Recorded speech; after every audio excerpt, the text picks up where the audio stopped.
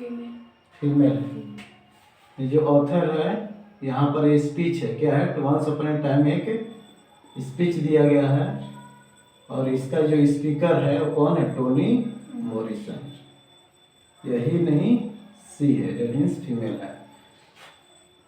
इसको हम देखेंगे अबाउट द ऑथर, या स्पीच है तो इसको कह सकते हैं स्पीकर, अबाउट द स्पीकर।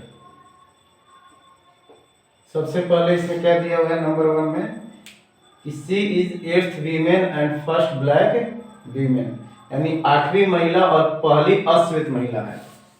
किस क्षेत्र में, उस देश में जहां इनको नोबेल प्राइज मिला है। किसके लिए मिला है, फिक्शन के लिए। फिक्शन का मतलब स्टोरी होता है, उपन्यास होता है, या उनके द्वारा जो भी रचना की गई है साहित्य के क्षेत्र में लैंग्वेज पे आधारित, उसी को बोलते हैं क्या, लिटरेचर। तो सबसे पहले 8वीं महिला और पहली अश्वेत महिला कौन है, तो टोनी मॉरिसन है। इनको कौन सा प्राइज मिला है, तो नोबेल प्राइज। किसके लिए, तो उनके द्वारा रचित उपन्यास है उसके लिए मिला। कब मिला, किस वर्ष में, 1993 में। और किस क्षेत्र में, तो साहित्य में। यानी 3 ऑब्जेक्टिव हो गया। पहला, वो कौन महिला है जो 8वीं और पहली अश्वेत महिला है जिसको नोबेल प्राइज मिला है, तो आंसर होगा टोनी मॉरिसन। किस वर्ष में मिला, तो 1993 में। किस क्षेत्र में मिला, तो साहित्य के क्षेत्र में। क्लियर, 3 क्वेश्चन बन गया पहला पॉइंट से, फर्स्ट, सेकंड, थर्ड। सेकंड, इसके अलावा इनको दूसरा भी पुरस्कार मिला है, उसका क्या नाम है, पुलित्जर या टी साइलेंट हो जाएगा, पुलित्जर प्राइज, या हिंदी में पढ़ेगा तो पुलित्जर प्राइज। पुलित्जर प्राइज मिला है किसके लिए, उपन्यास के लिए। कौन सा उपन्यास, पैराडाइज। ये कब पब्लिश हुआ है, 1998 में प्रकाशित हुआ, 1998 में। और ये कौन सा उनका उपन्यास है, मतलब उसका कौन सा नंबरिंग है, 7वां। कौन सा, ये उनका 7वां उपन्यास है। और 7 के पहले 6 उपन्यास लिखी होंगी। ये 7वां उपन्यास है जो टोनी मॉरिसन के द्वारा लिखा गया है, और उनका हाल का उपन्यास है जो कब प्रकाशित हुआ, 1998 में। क्लियर, यानी कि इसमें 2 क्वेश्चन हो सकता है कि उपन्यास के लिए कौन सा प्राइज मिला है, तो पुलित्जर प्राइज। और किसके लिए, तो पैराडाइज के लिए। कब, 1998 में पब्लिश हुआ है। और प्राइज इसके लिए मिला है, इसका वर्ष नहीं दिया है, लेकिन पब्लिकेशन का वर्ष दिया, प्रकाशित कब हुआ है, यानी बाजार में मार्केट में कब लॉन्च हुआ है, 1998। आगे है, ये जो चैप्टर का शीर्षक दिया है, title, once upon a time, एक समय की बात है। जब इसको हम लोग पूरा कहानी पढ़ेंगे तो ये समरी हमको पता चलेगा, इसका सारांश हम लिख चुके हैं जो अबाउट द ऑथर में यानी परिचय में दिया गया है। पहला क्या होगा, ये जब हम लोग पढ़ लेंगे तो समझ में आएगा कि the proper usage of language, भाषा का उचित प्रयोग कैसे करना है, या सिंपल में भाषा का उचित प्रयोग क्या है। क्लियर, नंबर 1 पॉइंट वाइज हम लोग को समझना है। नंबर 2 क्या है, language can bring changes and big revolution in the world. कल भी बात हुआ था इसके बारे में कि भाषा एक ऐसी चीज है जिसके माध्यम से हम लोग परिवर्तन ला सकते हैं और एक बड़ी क्रांति आ सकती है। कहाँ पर, पूरे विश्व में, या हमारे आसपास सराउंडिंग्स में, हमारे वातावरण में जहाँ हम रहते हैं, जिस माहौल में, वहाँ भाषा ही एक ऐसी माध्यम है जिसके माध्यम से हम लोग एक नई परिवर्तन, एक नई क्रांति ला सकते हैं, किसी व्यक्ति में नई जागरूकता आ सकती है। तो 2 पॉइंट याद हो गया, समझ में आ रहा है। तीसरा, it should be living environment, कोई भी भाषा हो तो जीवित और सजीव होना चाहिए। जीवित और सजीव, यानी लिविंग मतलब जीवित, उसमें जान होनी चाहिए। वाइब्रेंट मतलब एनर्जी फुल होना चाहिए, यानी कि लगे कि नहीं उसके पास ज्ञान है। ज्ञान का क्या है, भाषा का उसके पास ज्ञान है। और भाषा ही एक ऐसी माध्यम है जिससे हम अपने क्या करते हैं, विचारों को व्यक्त कर सकते हैं, अपने बातों को दूसरों के सामने कह सकते हैं। तो भाषा इस तरह से एक्सप्रेस करना चाहिए कि वो आगे वाला क्या है, समझे, जो सुन रहा है वो ऑडियंस क्या हो सके, समझ सके कि हम क्या कहना चाहते हैं। तो एक और चीज दिया है कि भाषा को लोग केवल मनोरंजन समझते हैं, तो इसलिए हम लिखे हुए कि not only for entertainment. Entertainment का मतलब क्या, मनोरंजन, केवल माध्यम में नहीं है मनोरंजन के लिए, एक दूसरे से बात करने का कोई तरीका नहीं है, बल्कि परंतु फॉर अब्जॉर्प्शन ऑफ नॉलेज, भाषा का प्राप्ति का भी एक माध्यम है ना। ज्ञान का प्राप्ति कर सकते हैं किसके माध्यम से, भाषा हमको पता रहेगा।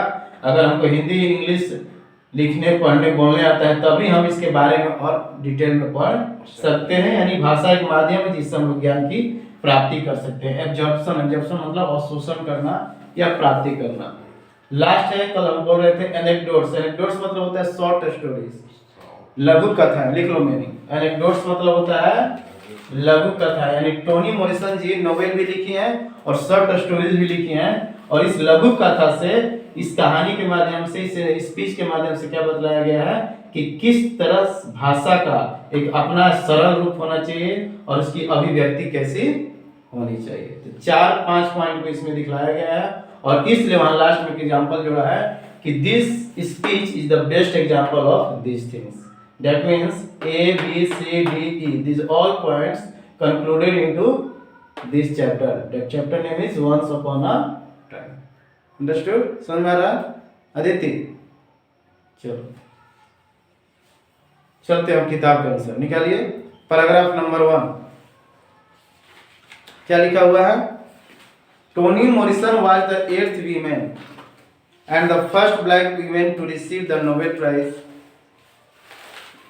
1993 इन लिटरेचर। टोनी मॉरिसन साहित्य में नोबेल पुरस्कार पाने वाली आठवीं महिला और पहली अश्वेत महिला थी। कब? 1993 में।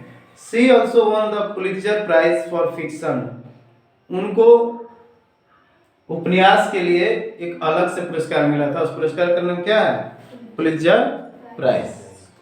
आगे,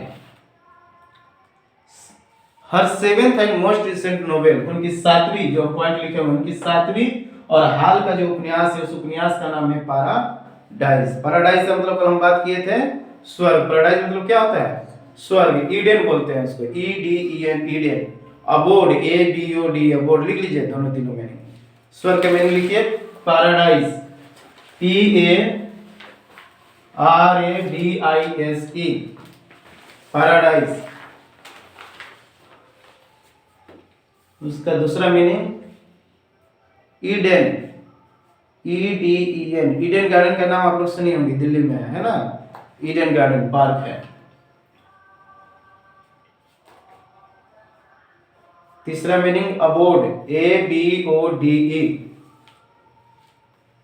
अबोर्ड।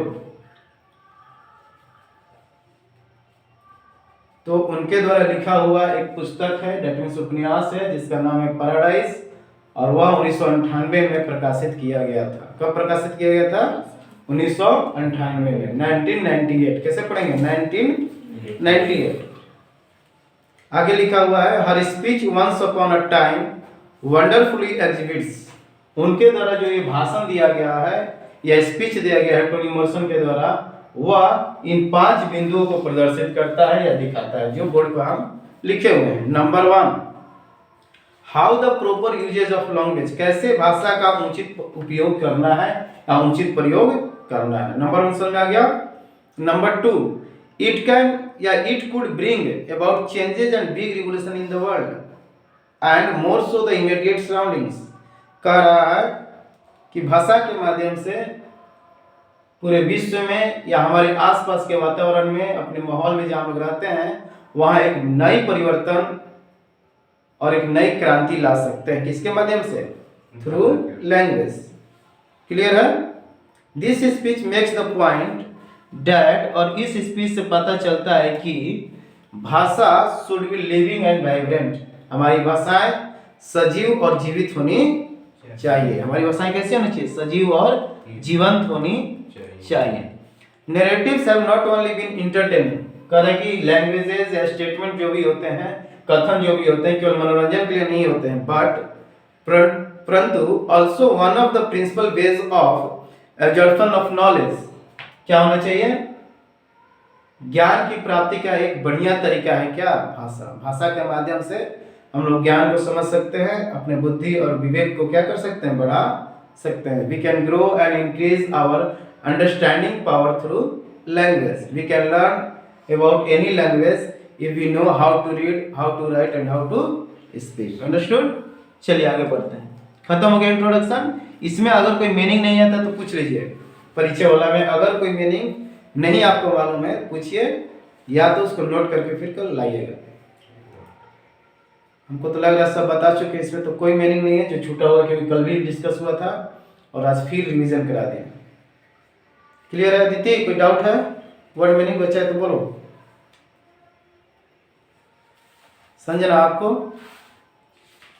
ठीक है, चलिए स्टार्ट करते हैं कहानी। पेज नंबर पलट लिए। कितना है पेज नंबर जी? चलिए 60। ध्यान से समझिएगा इसको। Once upon a time there was an old women. एक समय की बात है, एक बूढ़ी महिला रहती थी। एक समय की बात है, एक बूढ़ी महिला रहती थी। ब्लाइंड बट वाइज, लेकिन उसका गुण क्या था? वो महिला कैसी थी? ब्लाइंड थी बट वाइज। मिटा देते हैं यहाँ सर, इसको तो काम है नहीं।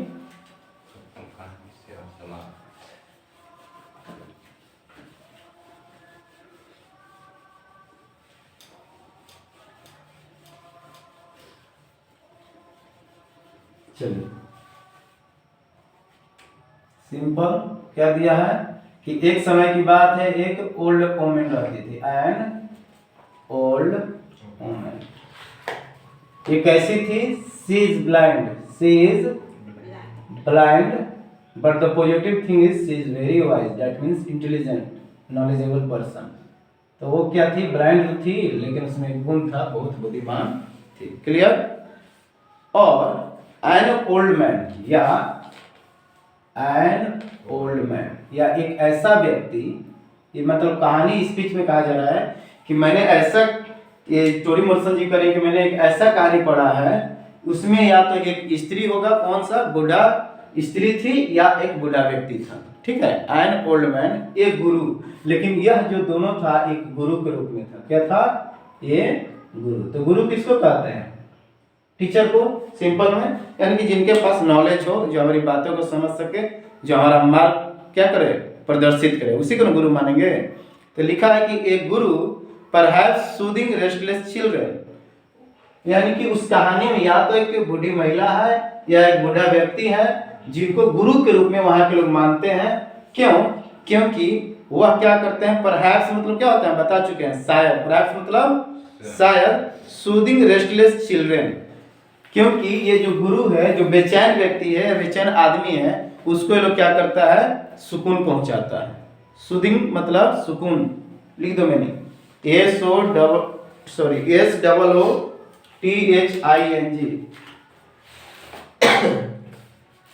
सूदिंग बहुत आसान है याद करने के लिए। SOO तो लिखने आ जाएगा सु, और थिंग का स्पेलिंग याद है तो सूथिंग। जो नोट जोड़ देंगे तो सूथिंग होगा, लेकिन इसका उच्चारण होता है सूदिंग। द पढ़ना, सूदिंग मतलब सुकून देना, सूदिंग। क्लियर है? सुकून देना।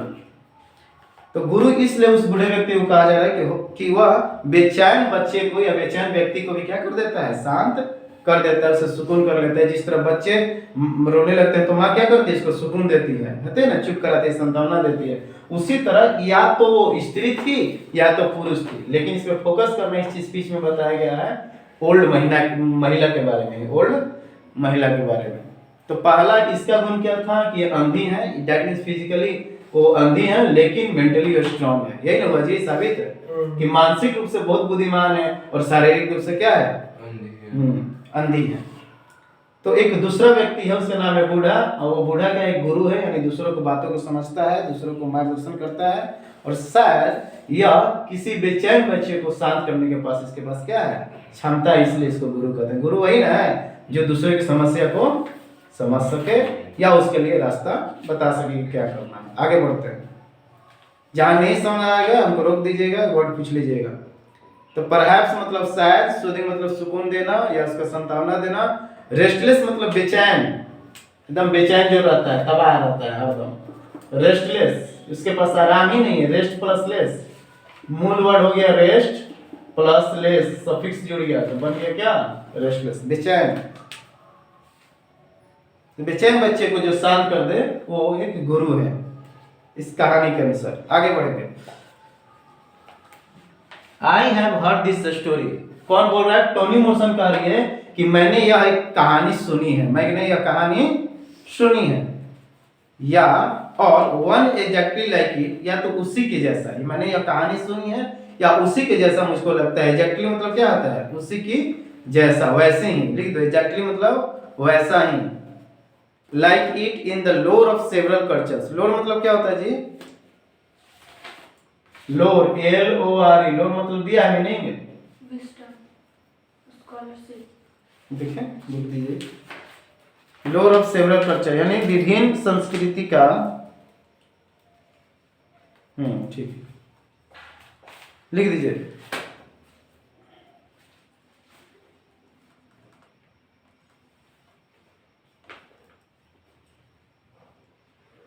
पीछे मैंने दिया है विजडम मतलब बुद्धि, लोर, LOR, लोर मतलब विजडम, बुद्धि। तो मैंने बहुत सारे ऐसे कहानी सुने हैं जो विभिन्न संस्कृतियों से क्या है, संबंधित है। पैराग्राफ खत्म हो गया हुआ? इसमें क्या समझ में नहीं आया वो बताइए।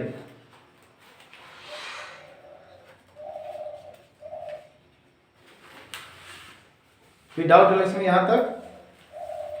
तो महिला कह रही है टोनी मॉरिसन कि मैंने यह कहानी सुनी है, या बिल्कुल ऐसा ही यानी वैसा ही एग्जैक्टली मैंने कहानी सुनी जो कई संस्कृतियों से क्या है, संबंधित रखता है। सेवरल मतलब विभिन्न, सेवरल मतलब क्या होता है, विभिन्न या बहुत, संस्कृति मतलब कल्चर से क्या रखता है, संबंधित रखता है। चलो नेक्स्ट पैराग्राफ।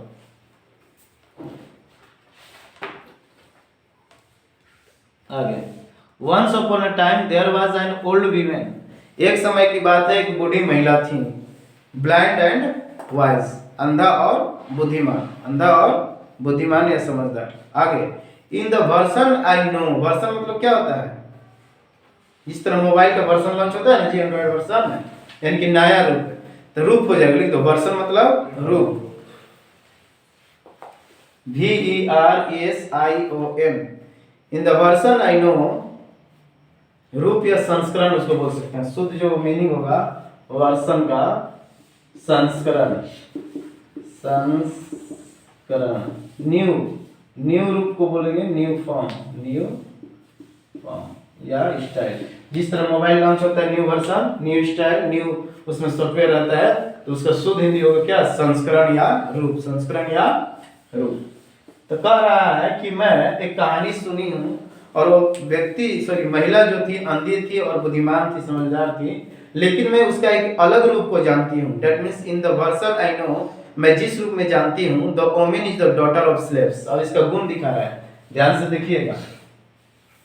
ये जो वोमेन है वो किसकी बेटी है, बताइए, अभी पढ़े हम, किसकी बेटी है, डॉटर ऑफ, कोई नहीं बोल रहा है जी, पढ़ के नहीं आती हो तुम लोग से ना, अच्छी बात है, मत बोलो, बताइए अदिति किसका बेटी है, लिखा हुआ है the women is the daughter of slaves. तो सबसे इसका दूसरा तीसरा गुण मिल गया, पहला ए बी और तीसरा यहां लिखते हैं सी, ये daughter of slaves, daughter of slaves. Slaves मतलब गुलाम, जो गुलाम में रहता है, अंग्रेज लोग गुलाम में रखते थे ना मजदूर लोगों को, तो वो किसकी पुत्री है, एक गुलाम एक दासी की पुत्री है, दूसरा वो ब्लैक वोमेन है, कैसा वोमेन है, ब्लैक, और कहाँ की है, अमेरिका के, कहाँ की, अमेरिकन है, अमेरिका के, अमेरिका नामक देश के ब्लैक यानी अश्वेत महिला है जो गुलाम में जिंदगी जीती है, जिनको गुलाम में बना के रखा गया, गुलाम बना के। तो वही लिखा है कि जिस रूप या संस्करण में मुझे पता है वो महिला गुलाम की बेटी है और अश्वेत अमेरिकी है, और कहाँ रहती हैं जी, and lives alone in a small house outside of a town, यानी टाउन ये हो गया, मान लो शहर हो गया, इस शहर के बाहर ये आउटसाइड रहती हैं, कहाँ, बाहर रहती हैं, एक छोटा सा कस्बा या गांव में, ये ना, ए स्मॉल हाउस, ए स्मॉल हाउस, खत्म। यहाँ तक समझ में आ गया, किस शहर के बाहर वो रहती हैं, एक छोटा सा गांव या छोटा सा घर में, क्लियर है। Her reputation for wisdom is without peer and without question, लेकिन एक क्या इनमें गुण है, चूंकि पहले हम बता चुके हैं पॉइंट नंबर 3 में कि वो महिला क्या थी, बुद्धिमान थी, इसलिए उनका ख्याति यानी फेमस थी, रिप्यूटेशन, प्रख्याति उनका दूर दूर तक फैला हुआ था कि उस गांव में एक बड़ी महिला रहती है। जिस तरह हमारे क्षेत्र में कोई वैद्य या डॉक्टर लोग रहते हैं फेमस, तो कितना प्रचलित रहता है कि उस गांव में जाओगे तो इस लोग से क्या हो जाओगे, चंगा हो जाओगे, पूरी दुनिया से थक के आते हैं, लेकिन दावा कराने के लिए हम लोग किसी वैद्य या किसी विशेषज्ञ के पास जाते हैं जो फेमस हो। उसी तरह यह महिला फेमस थी, किसके लिए, डी पॉइंट में, she is reputed reputed, that means famous व्यक्ति से, she is reputed for wisdom without peer and without question, इनके पास जो बुद्धि था, इनके बुद्धि पर कोई क्वेश्चन नहीं उठा सकता है। पहला पॉइंट था इनके विजडम पे, विदाउट पीर, विदाउट पीर, विदाउट पीर, यानी कि इनके जैसा कोई नॉलेज नहीं रखता था बूढ़े व्यक्ति से, बेजोड़ नॉलेज था। पीर मतलब क्या होता है? बेजोड़, जिसका हम तुलना ना कर सके, अतुलनीय, पीर। और दूसरा है कैसा नॉलेज था? विदाउट क्वेश्चन, निर्विवाद, विदाउट क्वेश्चन इनके पास था, यानी हम उनसे कुछ प्रश्न भी नहीं पूछ सकते थे, क्लियर ज्ञान था उनके पास। निर्विवाद बोलते हैं इसको, निर्विवाद। ठीक है, तो मीनिंग भी साथ में लिखते जाइए। Her reputation for wisdom is without peer and without questions, यानी उनके द्वारा दिया हुआ ज्ञान या उनके पास जो बुद्धि था उसका कोई जोड़ नहीं था, कोई उसके जैसा तुलना नहीं था, ज्ञानी नहीं था, या दूसरा उस पर कोई उंगली नहीं उठा सकता था उनके ज्ञान पर। निर्विवाद था, विदाउट क्वेश्चन, विदाउट डाउट भी बोल सकते हैं, उनके ऊपर कोई डाउट नहीं था, ऐसा उनका गुण था। इसके लिए यह महिला दूर दूर से लोग इनके पास आया करते थे। आगे बढ़े, लिख लो।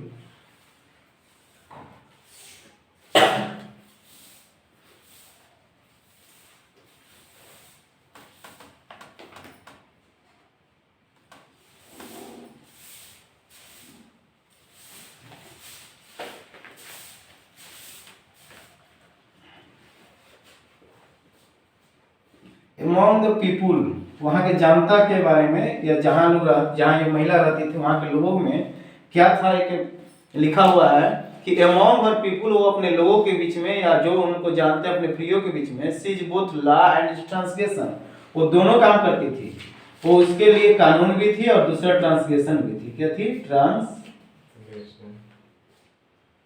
ट्रांसग्रेशन। ला मतलब तो मालूम होगा जी क्या होता है? ला मतलब कानून है, ट्रांसग्रेशन मतलब बताइए क्या होता है? इसमें लिखा है पीछे में नहीं? हाँ, क्या? To pass beyond limit. हाँ, उल्लंघन कर रहा है किसी नियम को, क्या करना? उल्लंघन, यानी वो नियम भी बताती थी और उसको उल्लंघन भी करती थी, यानी दोनों गुण था। और लोग समझते थे कि महिला का जो कानून है वो खुद उसके लिए क्या है? उल्लंघन है।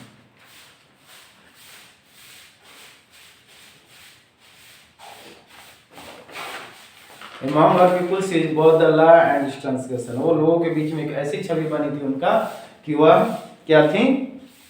उन लोगों के लिए कानून था और उल्लंघन था, दोनों गुण था इस महिला में। यानी बहुत अच्छा स्टोरी हम लोग पढ़ रहे हैं, जो एक महिला के बारे में किस तरह भाषा का प्रयोग किया गया है, ये आगे हम लोग समझ पाएंगे।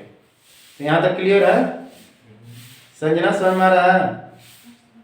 ठीक, चलो आगे बढ़े। साथ में चल रही है ना? कहाँ पढ़ा रहे हैं मालूम है ना? कौन सा लाइन चल रहा है? हाँ, ध्यान दीजिएगा, लाइन बाय लाइन समझना है। आगे, and the honour she is paid. She is paid मतलब क्या होता है जी? The honour she is paid, यानी उनको जो सम्मान दिया जाता था। ऑनर मतलब क्या होता है? सम्मान, honour, CHONOUR। The honour she is paid यानी रिस्पेक्ट। ऑनर मतलब क्या हो जाएगा?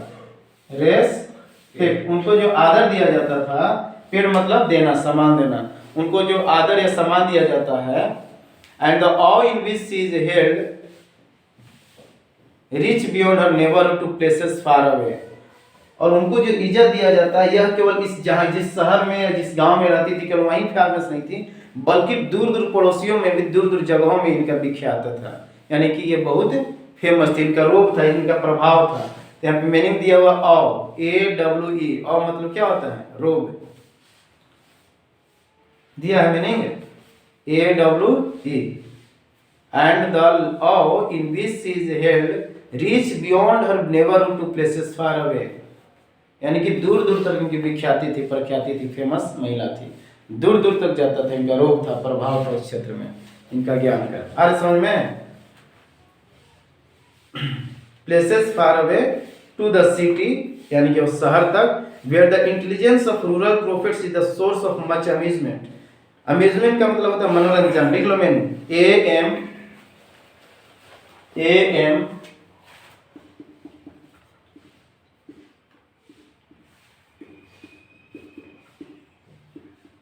इंटरटेनमेंट, इंटरटेनमेंट मनोरंजन।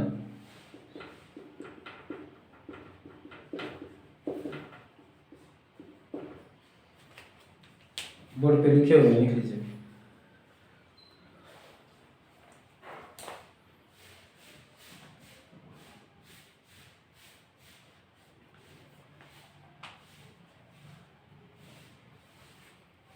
तो उनका इतना विख्याति थी कि जहां वो रहती थी उस छोटे से गांव कस्बे से इनका जो रोग था, इसका नॉलेज का प्रभाव कहाँ तक पड़ा था? बड़े बड़े शहरों तक, दूर दूर तक, उनके पड़ोसियों में तक।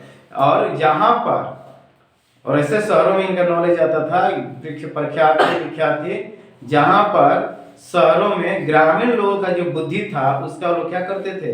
एक मनोरंजन का साधन मानते थे। दैट मीन्स अगर कोई गांव का पढ़ा लिखा कोई व्यक्ति अगर शहर चल जाए और कुछ बोलने लगे तो लोग उसको वैल्यू नहीं देते हैं। क्यों?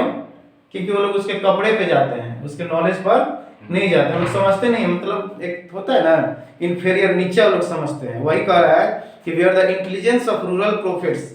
जो ग्रामीण उपदेशक होते हैं, प्रोफेट्स मतलब क्या होता है? भविष्यवक्ता। लिख लो प्रोफेट्स, अच्छा वर्ड है प्रोफेट। यहाँ मैं लिख देता हूँ, स्टार डाल के लिख लीजिएगा प्रोफेट। प्रोफेट मतलब भविष्य वक्ता, भविष्य द के नीचे वह मात्रा कहता, भविष्य वक्ता या उपदेशक, जो उपदेश दे, जो ज्ञान दे, उपदेशक, उपदेशक लिख लीजिए। इंटेलिजेंस मतलब तो मालूम है, तेज।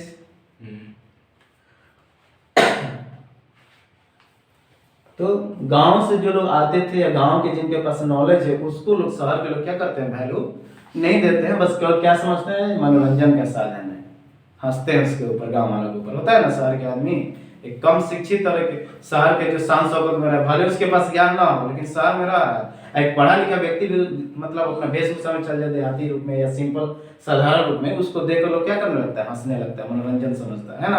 तो वही इस बूढ़ी का तो बहुत सारा गुण है कि अंधी थी, बुद्धिमान थी और एक गुरु के जैसा उनके पास नॉलेज था। और इतना नॉलेज था कि वो विख्यात, उस शहर तक फेमस थी। हैं? वो लोगों के लिए कानून भी थी और उसका उल्लंघन भी होता था। और यहाँ इतना फेमस थी कि शहर के लोग इनके ज्ञान को केवल मनोरंजन का साधन मानते थे। दैट मीन्स इज्जत नहीं करता था, सम्मान नहीं करता था। क्लियर? चलो आगे बढ़ते हैं। इसमें कोई मीनिंग छूट गया तो बताइए। बोलो। अम्यूजमेंट कौन सा? बोलो बोलो बोलो। इंटेलिजेंस मतलब बुद्धि। उनका बुद्धि का ये लोग क्या करते थे? मजाक उड़ाते थे। आगे चले। वन डे, सही है ना? One day the women is visited by some young people. एक दिन की बात है कि इस महिला जहां अकेले अलोन उस गांव में रहती थी, इस महिला के पास कौन आ रहा है जी? विजिटर्स लोग आ रहे हैं। जबकि वो महिला बूढ़ी थी और अकेले उस दूर दराज गांव में, शहर के बाहर एक दूर दराज बस्ती में रहती थी। वन डे, एक दिन की बात है कि कुछ यंग, जवान व्यक्ति या युवा पुरुष, young people came to his house, sorry, her house, came to her house। और ये लोग कौन थे? विजिटर्स थे। विजिटर्स का मतलब क्या होता है जी? दर्शक होता है, आगंतुक। 15 अगस्त को भाषण सुनते हैं ना, देवी और सज्जनों दूर दूर से आए हुए हमारे आगंतुक। आगंतुक मतलब जो दूर से हमारे घर आए हैं, विजिटर्स। लिख दो, विजिटर्स मतलब आगंतुक।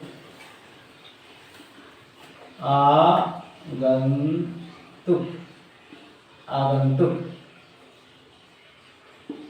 ग के ऊपर लिख दो, आगंतुक।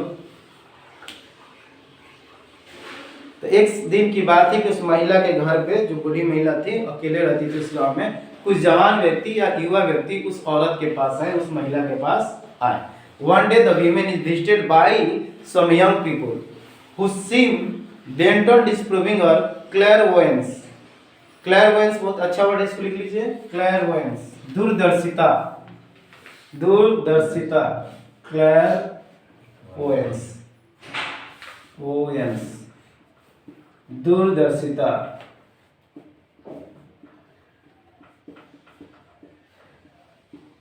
क्लैरवोयंस, दूरदर्शिता।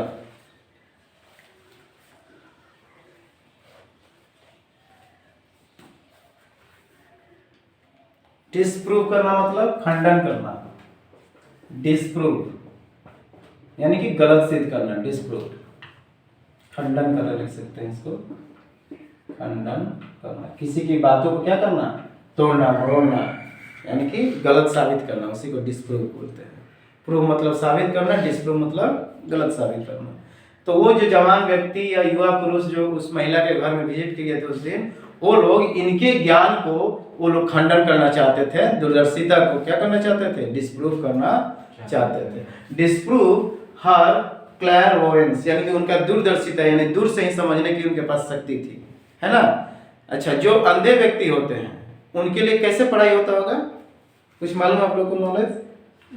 हाँ, वेरी गुड। उसके लिए एक लिपि है, स्क्रिप्ट, उसका नाम है ब्रेन लिपि। ब्रेन लिपि एक अलग बुक आता है जिसको ऐसे टच कर करके हम लोग कैसे टीओ, आंख है तो आंख से देख रहा हूँ समझ रहे हैं, वो लोग टच करके ही बता देगा TOWN, ऐसे पूरा स्क्रिप्ट वो लोग पढ़ लेता है। उस जो अंधे व्यक्ति होते हैं यानी ब्लाइंड व्यक्ति के लिए एक किताब आता है, स्क्रिप्ट, उसको बोलते हैं ब्रेन लिपि, BRAIN, ब्रेन लिपि को बोल देंगे स्क्रिप्ट, ब्रेन स्क्रिप्ट, ब्रेन लिपि एक किताब आता है। और इसी के लिए जो हैंडीकैप पर्सन होते हैं कंपटीशन एग्जाम में कोई 20 मिनट कोई आधा घंटा समय देता है, जैसे हमारे लिए 2 घंटा के नॉर्मल आदमी के लिए, इन लोगों के लिए आधा घंटा या 20 मिनट एक्स्ट्रा मिलता है। जैसे शनिवार को हम गए थे, पिछला शनिवार को, तो उसमें जो हैंडीकैप पर्सन आए थे या जो अंधे थे उन लोग भी कंपटीशन दे रहे हैं मैनेजर का, बैंक मैनेजर का, लेकिन उनके लिए 10 मिनट या 15 मिनट का ग्रेस पीरियड दिया जाता है, यानी टाइम दिया जाता है। अरे समझ में?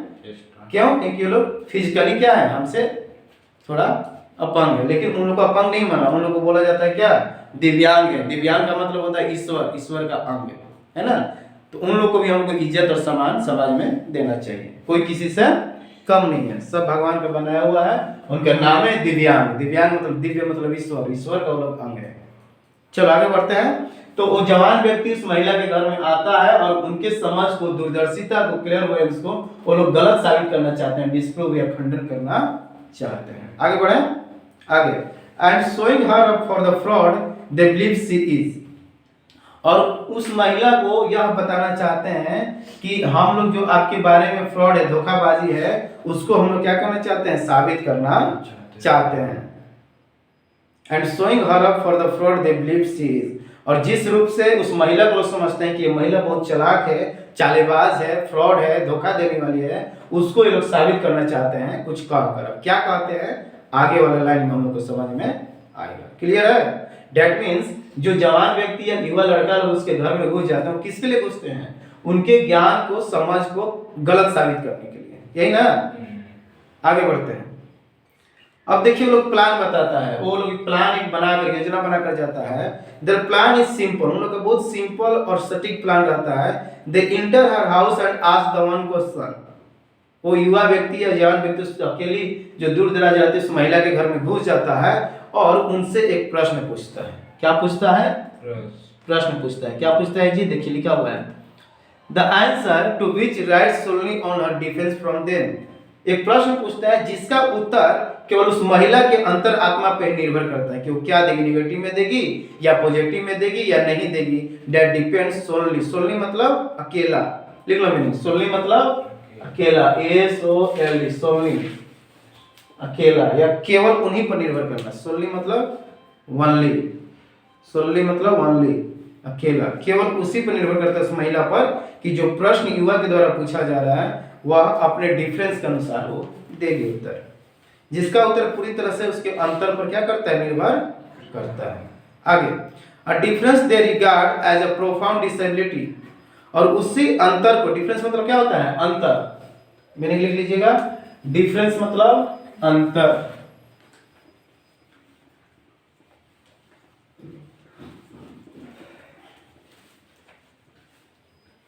तो कहां तक लोग पहुंचे हैं कि युवा पुरुष उसके घर पहुंचते हैं और लोग प्लान बनाते हैं कि हम उनसे क्या पूछेंगे, क्वेश्चन पूछेंगे, लेकिन उस क्वेश्चन का उत्तर केवल महिला के ऊपर निर्भर करता है कि वह उसको उत्तर देगी या ना देगी या क्या करती हो, आगे कहानी में समझ में आएगा।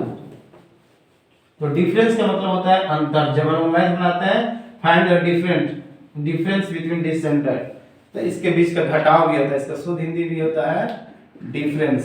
अंग्रेजी में जाएंगे तो हो जाएगा अंतर, और यही मैथ में जाएगा तो इसका मतलब क्या हो जाएगा, घटाव। क्लियर, यही डिफरेंस का मतलब होता है। तो क्या लिखा हुआ है, ध्यान से पढ़ेंगे। A difference they regard as a profound disability, ले लो लक्ष्मी, हर ब्लाइंडनेस। वो लोग क्या एक अंतर समझता है कि इनका जो अंधापन है यही इनका सबसे बड़ी कमी है। क्या है, उसको क्या दिख रहा है, उसका बुद्धि नहीं दिख रहा है। महिला को, जो व्यक्ति आया उसको अंधापन दिख रहा है कि सबसे कमी है कि ये अंधी, हम कुछ भी कर सकते हैं उसके घर में घुस के, यही ना व्यक्ति सोचेगा। तो वही लिख रहा है कि a difference they regard as a profound disability her blindness, एक अंतर जिसे वह गहन विकलांगता के रूप में मानते हैं उसका अंधापन। प्रोफाउंड मतलब डीप होता है जी, लिख दो गहन। प्रोफाउंड मतलब डीप, गहन।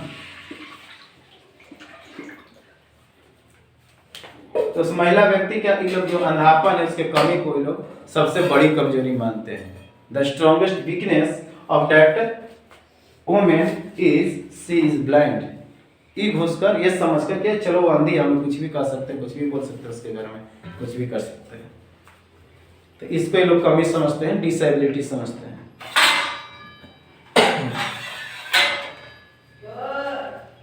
डिसेबिलिटी मतलब विकलांगता, मालूम है ना संजना, ध्यान है, हाँ ध्यान दो जहाँ पढ़ा रहे हैं। हर ब्लाइंडनेस, उसके जो कमी है, अंधापन को, ब्लाइंडनेस को, विकलांगता को ये लोग क्या समझते हैं, एक बड़ी कमी समझते हैं। इसलिए उस समय चलो सिंपल महिला है, एज भी नहीं, क्या कर सकते हैं, हम कुछ भी उसे पूछेंगे। दे स्टैंड बिफोर, और जाते हैं उस घर में और लोग उसके सामने खड़े हो जाते हैं।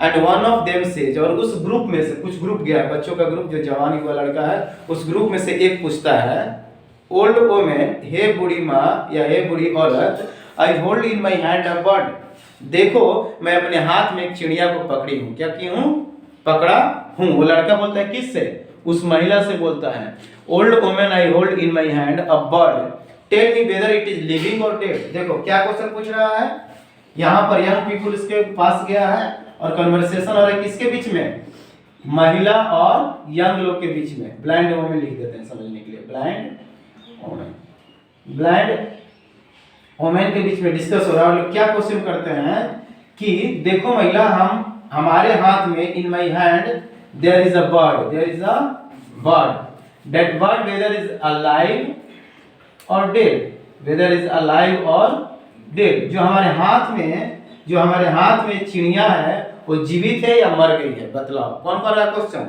युवा व्यक्ति इस महिला से, अंधी महिला से पूछ रहा था। कोई एक उसमें से, बहुत सारे लोग हैं उसमें से कोई एक। तो क्या वो जवाब देती है, ध्यान से देखिए कॉपी में, बुक में देखिए क्या लिखा हुआ है, she doesn't answer and the question is repeated. यानी जब पूछा जाता है कि महिला औरत या बूढ़ी औरत, मेरे हाथ में जो पक्षी है वो जीवित है या मरी हुई है, तो इसका जवाब कुछ नहीं आता। शी डजंट आंसर, वो आंसर नहीं देती है, and the question is repeated. तो फिर क्वेश्चन को क्या किया जाता है, फिर दोबारा रिपीट किया जाता है, रिपीटेड, दोहराया जाता है क्वेश्चन को। क्या दोहराया जाता है, is the bird I am holding living और डेड, जो पक्षी मैं अपने हाथ में पकड़ा रहा हूं या पकड़ा हूं वो जीवित है या मृत है। फिर दोबारा पूछता है, समझ में आ रहा है, आगे स्टिल शी डजंट आंसर, दोबारा फिर वो आंसर नहीं देती। दैट मींस यहां पे भी वो आंसर नहीं दी और फिर दोबारा क्वेश्चन करने पे भी वो आंसर नहीं दी। क्लियर है, आगे she is blind and can not see a visitor, और पहले से ही बताया जा रहा है शुरू से कि वो महिला अंधा थी और अपने आने वाले जो भी उसके घर में गेस्ट आए या अतिथि आए या अनजान व्यक्ति आए उसको वो जान नहीं सकती थी, है ना, उसका रूप रंग रूप नहीं देख सकती थी क्योंकि वो अंधा थी। तो she is blind and can not see a visitor, वह अंधी है और अपने आगंतुकों को या उसके घर में आए हुए व्यक्तियों को वो देख नहीं सकती है। She does not know their colour, their gender and homeland. देखिए ध्यान से, जो विजिटर से आया था, चूंकि ये महिला ब्लाइंड है, अंधी है, तो अंधी महिला ना उस व्यक्ति का नाम नाम तो जान सकती है, ना उस व्यक्ति का कलर पहचानती है कि वो काला है या गोरा है या नाटा है या मोटा है या लंबा है, उसको पता नहीं चलेगा। हो सकता है एक्सपीरियंस उसे पता चले, लेकिन एक्चुअली जो अंधे होते हैं उनको कलर का कोई ज्ञान नहीं होता है। दूसरा, वो जेंडर भी नहीं पता चल रहा है उसको, जेंडर वो महिला है कि पुरुष है, लेकिन नॉर्मल व्यक्ति आवाज से पहचान जाते हैं। यानी कि ऐसे लिखा हुआ है इस स्पीच में, न कलर, न जेंडर और न तीसरा होमलैंड। होमलैंड मतलब कौन बताएगा इसका हिंदी? हाँ, मातृभूमि या निवास स्थान। निवास स्थान, हमारा होम टाउन कहाँ है? होमलैंड को दूसरा वर्ड होता है होम टाउन। जब हम पढ़ते थे कॉलेज टाइम में तो लोग हमसे पूछता था तुम्हारा होम टाउन कहाँ है, तो हम लोग बोलते थे बिहार के। हम लोग क्या बोलते थे? बिहार के। कॉलेज में वहाँ के लोग पूछता था। तो होम टाउन भी प्रयोग होता है, होमलैंड भी प्रयोग होता है। दोनों का मतलब क्या? घर, मातृभूमि या निवास स्थान, हम कहाँ से आते हैं, बिलोंग करते हैं। तो उस महिला अंधी थी, ना उसको जो व्यक्ति उसके घर में घुसते ना उसका कलर का पता है, ना वो लिंग का पता है कि महिला है कि पुरुष है, और ना उसका निवास स्थान का पता है कि कहाँ से वो हमारे घर में आए। She only knows their motive, लेकिन उसको एक पता था कि ये जो जवान व्यक्ति मेरे घर में घुसे हैं उन लोग का उद्देश्य क्या है। मोटिव क्या है? देखो, मोटिव का मतलब होता है मकसद या उद्देश्य। मकसद कि मेरे घर में किस मकसद से घुसे हैं, वो महिला को इतना आभास हो चुका था।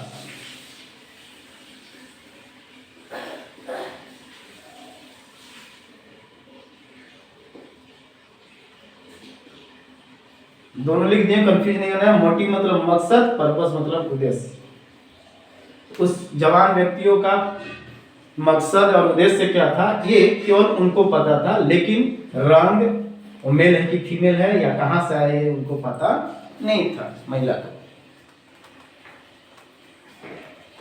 आ रहा समझ में कहानी? कोई डाउट है, मीनिंग छूट रहा है तो बोलिएगा। क्लियर है ना संतोष? चलो आगे बढ़ते हैं। The old woman's silence is so long, और महिला न पहला बार आंसर दी है उसको और न दूसरा बार, और बहुत कुछ देर तक एकदम शांत रही, चुपचाप रही, कुछ बोल नहीं रही है। किससे? जो उसके घर में घुसकर आए हैं। The old woman's silence is so long, बहुत लंबे समय तक शांत रही। The young people have trouble holding their offer, और जब वो जवाब नहीं दे रही है तो लोग तुच्छ समझ रहा है उस महिला को, ये अंधी है, इसको कुछ समझ में नहीं आ रहा है और दूर दराज देहात में रहती है, इसलिए उसका लोग मजाक उड़ा रहे हैं। होल्डिंग देयर लॉफर, वो लोग अपने हंसी को रोक नहीं पा रहे। होता है ना, किसी का मजाक उड़ाना तो हम लोग दोस्त लोग क्या करते हैं, ऐसे ऐसा। तो वही लिखा है कि they can not having trouble holding their laughter, अपने हंसी को नहीं रोक पा रहे। ये महिला एकदम अशिक्षित है, इसको कोई बुद्धि नहीं है, ज्ञान इसके पास सही नहीं है, इसलिए नहीं बता पा रही है। जबकि शहर में लोग कहते हैं कि उस गांव में एक महिला रहती है जो अंधी और बहुत बुद्धिमान है, लेकिन जब हम इसके घर में आए हैं उसे एक सिंपल सा प्रश्न पूछ रहे हैं कि मैंने एक हाथ में चिड़िया को पकड़ा है, वो जिंदा है या मरा हुआ है, इतना बता दो। लेकिन वो महिला कोई जवाब नहीं देती है। इस बात को सोचकर वो लोग हंसी अपना रोक नहीं पा रहे। आगे बढ़ते हैं। फाइनली, लेकिन अंततः, फाइनली मतलब इवेंचुअली, मैंने लिख लो, फाइनली मतलब इवेंचुअली, अंततः लिखवाया भी चुके हैं पहले और याद भी कर लो, दूसरा नहीं। फाइनली मतलब इवेंचुअली, लेकिन अंत में क्या होता है?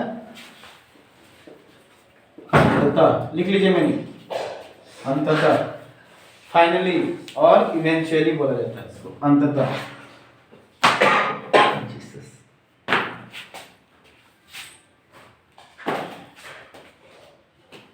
फाइनली धीमी से एक आवाज आती है। जब 3 बार, पहला बार क्वेश्चन पूछा कि मेरे हाथ में चिड़िया है, वो जिंदा है या मरा है, तो नहीं जवाब देती है बूढ़ी महिला। फिर दूसरा बार भी पूछा, उस समय भी जवाब नहीं देती है। तीसरा बार में वो थोड़ा सा आवाज उनके यहाँ से आता है, वो ब्लाइंड महिला का जवाब देती है। और क्या जवाब देती है, ध्यान से सुनिएगा, मिटाता हूँ यहाँ आगे।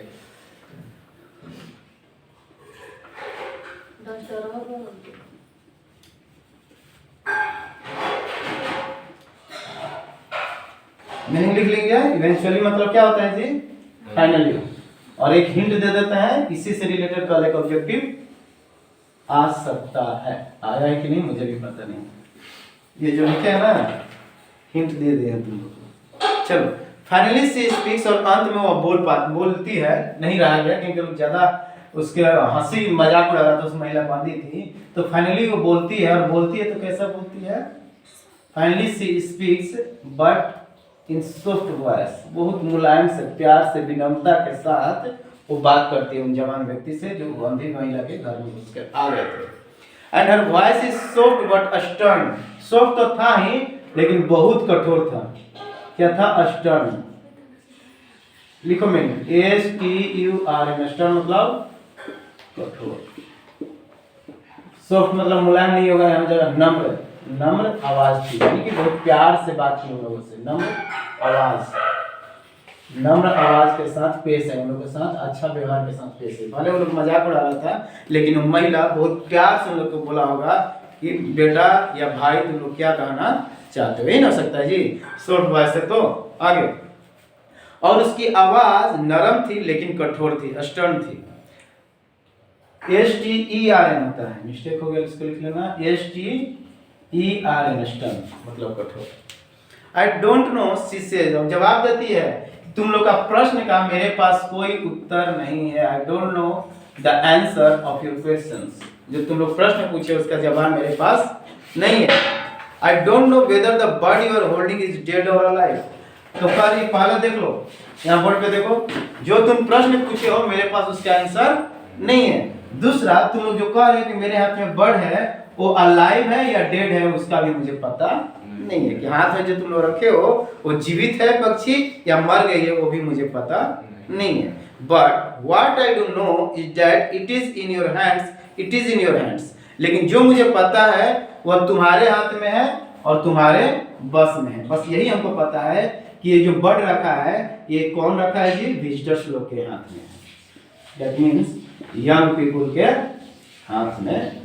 और वो जिंदा है या मरा हुआ है उसका कोई पता नहीं है, और ना हम तुम्हारे प्रश्न को उत्तर दे सकते हैं। कौन बोला? महिला। इट इज योर हैंड्स, दो बार दिया है क्या, देखिए तो, it is in your hands, it is in your hands दो बार दिया है। अच्छा, दो बार महिला बोली होगी इसलिए इसको मेंशन किया। आगे बढ़ा है, चलो कुछ मीनिंग है इसको हम डिस्कस कर लेते हैं, लिखना नहीं। विजिटेड मतलब घूमने आए, यंग मतलब युवा, सिम मतलब प्रतीत होना, बेंटन मतलब पड़ा हुआ, डिस्प्रूविंग मतलब गलत साबित करना, क्लेयरवॉयंस मतलब दूरदर्शिता, शोक मतलब दिखाना, फ्रॉड मतलब चलेबाज या धोखेबाज, प्लान मींस योजना, इंटर मींस क्या होता है, प्रवेश करना, राइट स्लोली ऑन मींस बिल्कुल उसके ऊपर आधारित होना या केवल एक व्यक्ति के ऊपर आधारित होना, डिफरेंस मींस बता दिया है अंतर, रिगार्ड्स मींस क्या होता है, सम्मान देना है, रिगार्ड मतलब सम्मान देना, प्रोफाउंड मतलब पाना या क्या है, प्रोफाउंड मतलब क्या लिखवाए हैं देखिए तो, गहन लिखवाए होंगे। हाँ, डिसेबिलिटी मतलब विकलांगता या अक्षमता, ब्लाइंडनेस मतलब अंधापन, ठीक है। और क्या है, रिपीटेड मतलब दोहराना, जेंडर तो मालूम है, लिंग, होमलैंड बता ही दिए, निवास स्थान या मातृभूमि, मोटिव मतलब उद्देश्य या पर्पस, कलर तो मालूम है, साइलेंस मालूम है, सोलोंग भी मालूम है, ट्रबल और लॉकर, इतना ही था और तो कोई वर्ड है नहीं इसमें। चलिए आगे बढ़ते हैं, खत्म हो गया क्या पैराग्राफ, कहाँ तक पहुंचे दिखाइए, हमको बुक दिखाइए, खत्म आज कर देना, ऐसे नहीं छोड़ेंगे, टाइम है 8 मिनट और चलो ध्यान से पढ़ो। तो हम लोग कहाँ तक पहुंचे कहानी में, वो महिला बहुत लंबी समय के बाद जवाब देती है कि तुम्हारा इस क्वेश्चन का मेरे पास आंसर नहीं है, और जो तुम हाथ में चिड़िया रखे हो वो अलाइव है या डेड है वो भी हमको पता नहीं है, लेकिन ये हमको पता है कि ये जो चिड़िया तुम्हारे हाथ में है वो क्या है जी, क्या लिखा हुआ है, हाँ केवल यह पता है कि ये चिड़िया तुम्हारे हाथ में, बस ये उसको पता है कि that bird is in hand of visitors, in hand of the young people, बस इतना पता है हमको। आगे, for parading their power and helplessness, for parading their power and helplessness, वो महिला अपने लाचारीपन और शक्ति को प्रदर्शित करने के लिए, पैरेडिंग मतलब लिख लो मीनिंग, PARADING, पैरेडिंग क्या दिया, मीनिंग दिया है क्या, पीछे देखो तो, पैरेडिंग मतलब इंग्लिश वर्ड दिया है कुछ से? नहीं दिया, लिख लो। पैरेडिंग मतलब प्रदर्शित करना या दिखाना, पैरेडिंग मतलब प्रदर्शित करना या दिखाना।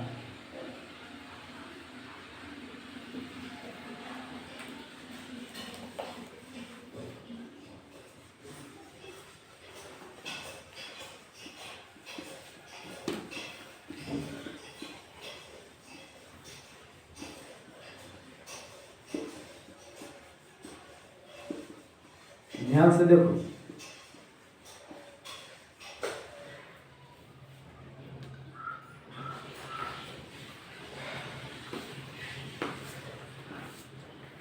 कह रहा है कि उस चीज को दिखावा करने के लिए किसका, कि ये जो पुरुष लोग घुसे हैं वो बहुत पावरफुल है, शक्तिशाली हैं, और महिला का वहां पर लाचारपन, अकेली महिला क्या कर सकती है, कुछ नहीं कर सकती है।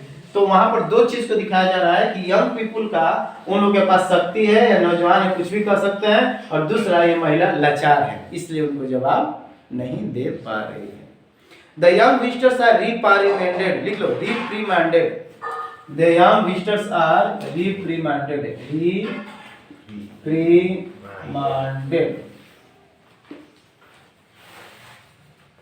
रिप्रिमांडेड मतलब क्या होता है, जब पुलिस पकड़ता है ना तो रिमांड पे लिया जाता है, सुनी होगी, देते हैं रिमांड पर। हाँ, पुलिस लोग जब कैदियों को पकड़ता है या अपराधियों को पकड़ता है तो रिमांड पे लेता है, क्यों? क्योंकि उसको डांटता है, फटकारता है। तो रिप्रिमांडेड मतलब होता है फटकारना या डांटना। लिख लो मैंने कस्टडी किसे कहते हैं? कस्टडी मतलब उसको कैद में रखना, अपने देखरेख में रखना, कस्टडी। रिमांड पे लेता है पुलिस लोग, डांटना।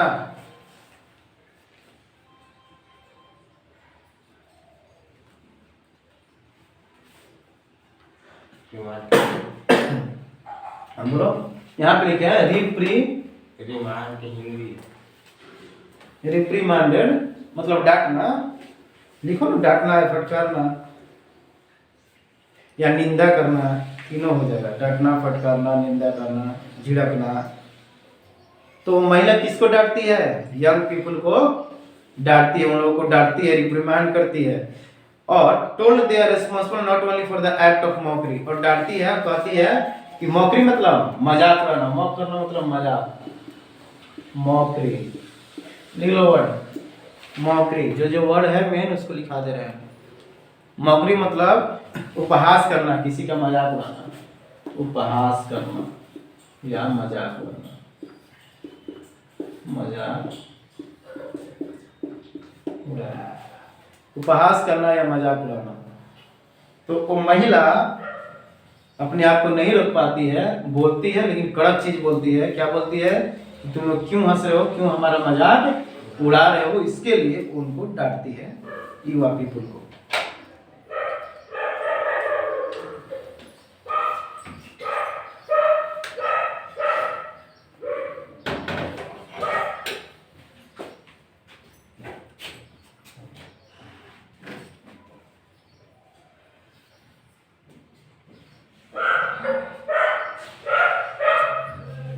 क्लियर हो गया?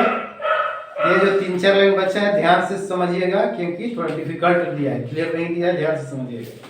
तो हम लोग कहाँ आ गए थे कि वो महिला उन जवान व्यक्ति को डांट रही है जो उनके घर में घुस गए थे कि तुम क्यों हमारा मौक कर रहे हो, यानी मजाक उड़ा रहे हो, है ना। आगे,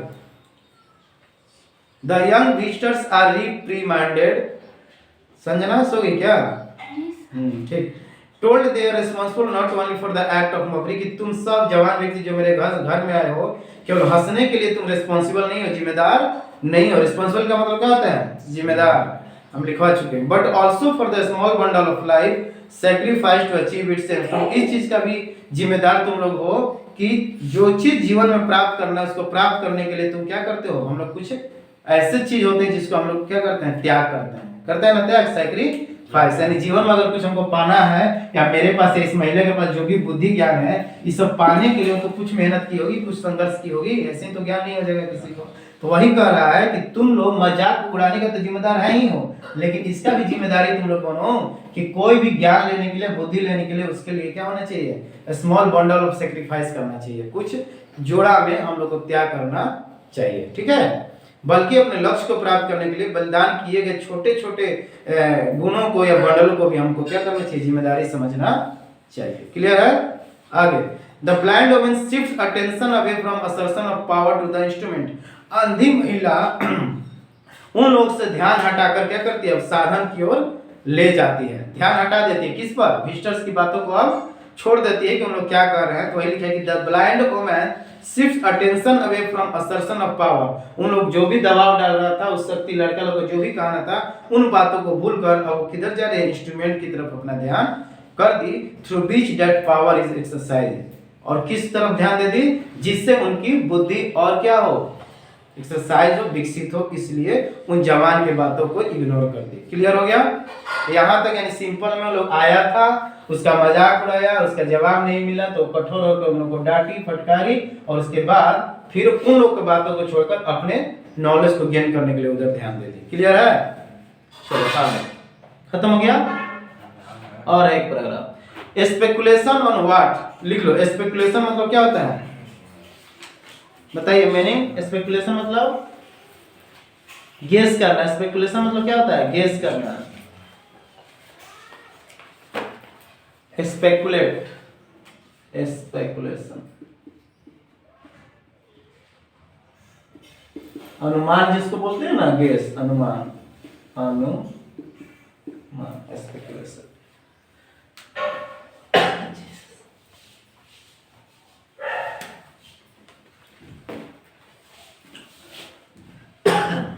लास्ट वाला समझ लीजिएगा। Speculation of what other than its own frail body.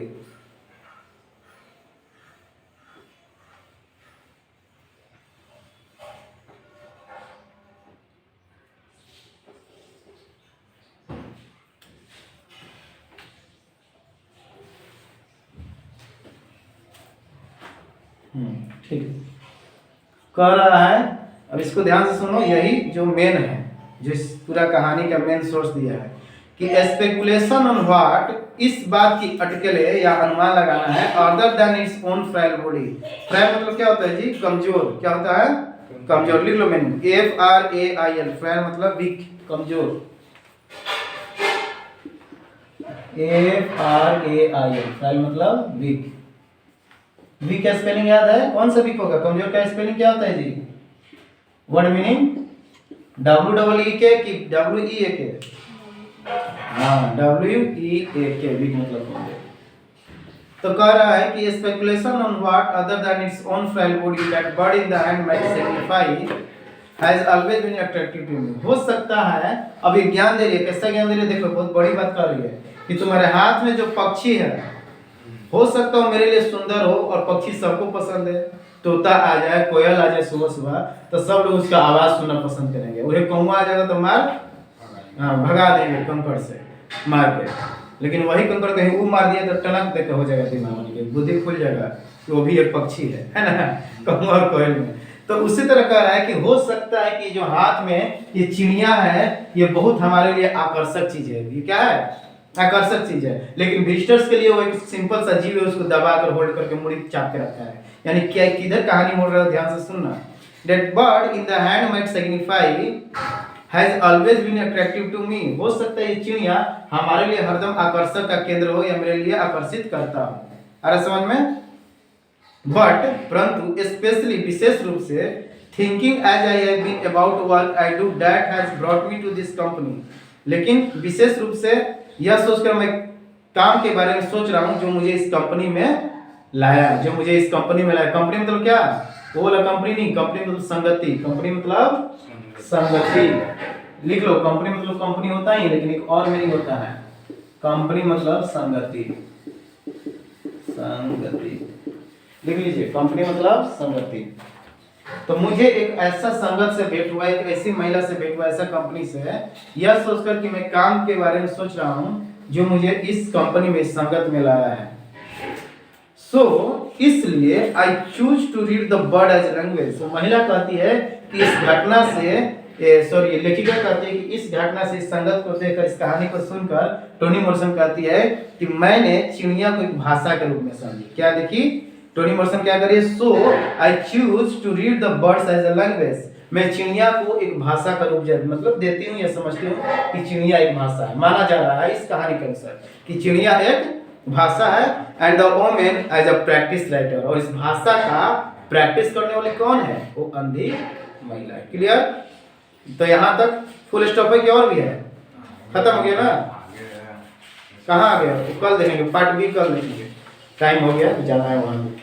ठीक है, तो इस जहाँ तक कहानी समझ में आ गया कि टोनी मॉर्सन ने इस कहानी को इसलिए बतलाया और घटना दिखलाया कि युवा पुरुष या लाचार व्यक्ति के घर में लोग कोई घुस के उसका मजाक उड़ाते हैं। डेट मीन समाज में यह एक कटु सत्य है ना, हार्ड ट्रूथ और कटु, बिटर ट्रूथ बोलते हैं उसको, बिटर ट्रूथ। वो कटु सत्य है कि लोग समाज में जो विकलांग है या जो अयोग्य हैं उनको लोग मजाक उड़ाते हैं।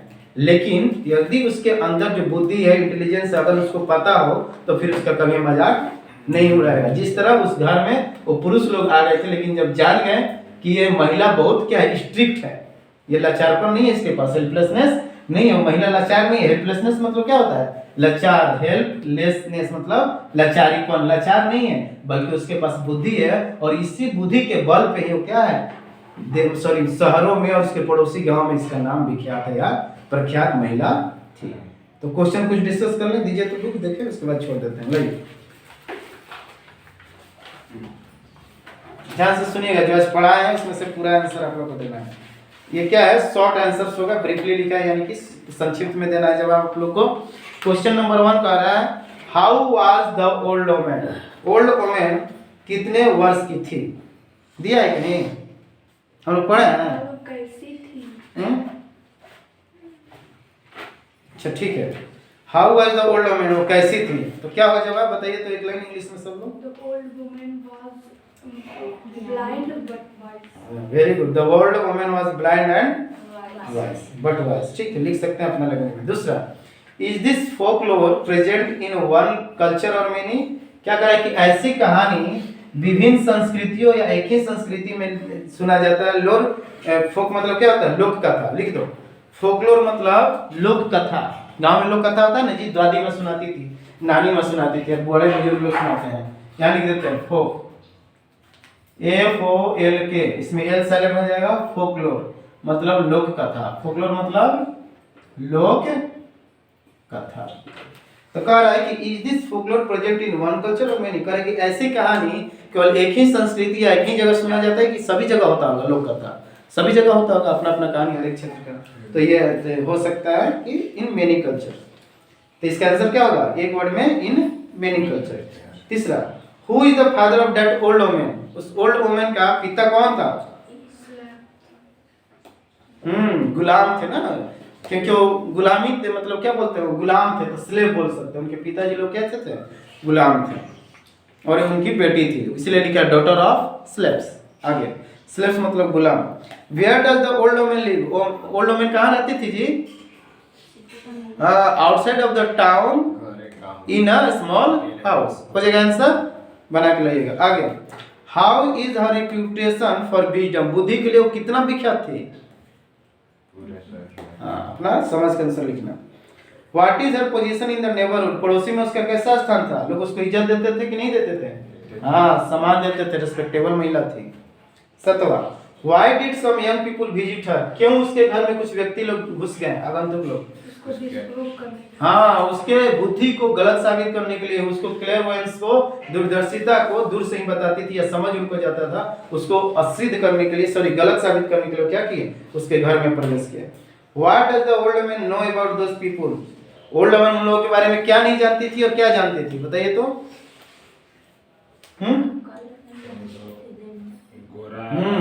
उन लोग का ना रंग जानती थी, ना जेंडर जानती थी, ना होमलैंड जानती थी, बल्कि क्या जानती थी, बस यही जानती थी कि उनके हाथ में एक चिड़िया है, बस यही जवाब देना, यही लिखना है। आगे, for what are the young visitors reprimanded, क्यों वो डांटे गए, क्यों महिला उन लोगों को फटकार लगाई, क्योंकि उन लोगों ने उसका मजाक उड़ाया था, रिस्पेक्ट नहीं दिया, जबकि वो रिस्पेक्टेड महिला थी समाज की। Last and final, what does bird and woman signify to the speaker, Toni Morrison के अनुसार बर्ड क्या है और स्पीकर क्या है, तो बर्ड क्या है, एक भाषा है, और स्पीकर प्रैक्टिस्ड राइटर है, जो लास्ट में अभी पढ़ा है, ठीक है। तो क्वेश्चन आज रेडी है, आज प्रिंट करके ला देंगे, कल वीकली टेस्ट 3rd होगा, कल तैयार रहिएगा, किसका है, और कल क्वेश्चन पूछेंगे, बता दिए हैं 20 ऑब्जेक्टिव रहेगा, उसमें से 8 पूछे हैं एक्सेप्टेंस स्पीच से, यानी चैप्टर नंबर 5 से, और 2 इंट्रोडक्शन से पूछेंगे, जो आज इंट्रोडक्शन लिखे थे ना उसमें से 2 ऑब्जेक्टिव है, तो कितना हो जाएगा 10, और 10 तो ग्रामर है, वही करेक्ट स्पेलिंग, वर्ब का रूप, direct narration, voice, antonyms, synonyms मिलाकर दिए हुए हैं, और ट्रांसलेशन भी है, ठीक है। और पार्ट बी में दोनों चैप्टर से रहेगा, जितना हम पढ़ाए हैं उसका एक क्वेश्चन, आज वाले चैप्टर का एक क्वेश्चन, बाकी 2 क्वेश्चन कहाँ से, एक्सेप्टेंस स्पीच से, और एक लेटर और एक एप्लीकेशन, बस वो 30 नंबर का रहेगा, ठीक है। ठीक, जय हिंद, थैंक यू।